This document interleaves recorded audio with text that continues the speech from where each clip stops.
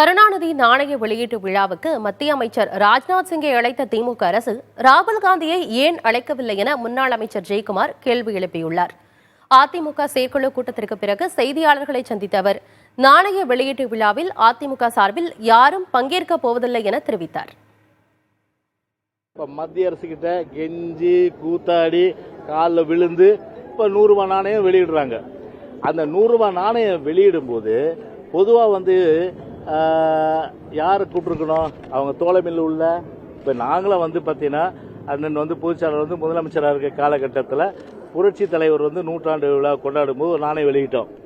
யாரையுமே கூப்பிடலையே, நாங்களே தானே வெளியிட்டோம். அப்படி வெளியிட்டு போக வேண்டியதானே? ஏன் வரைஞ்சுக்கிட்டீங்க? ஏன் ராகுல் காந்தியை கூப்பிடல? காங்கிரஸ் தலைவர் ராகுல் காந்தி ஏன் கூப்பிடல?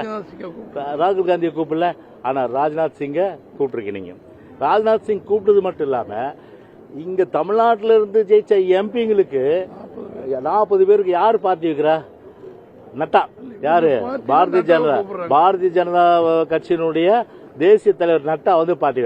அப்ப எப்படிப்பட்ட ஒரு உறவு, அதாவது ஒரு கள்ள உறவு, ஒரு ரகசிய உறவு ஒரு பிஜேபியும் திமுக என்பது இன்னைக்கு சிறுபான்மையின் மக்கள் உணர்ந்திருக்காங்க.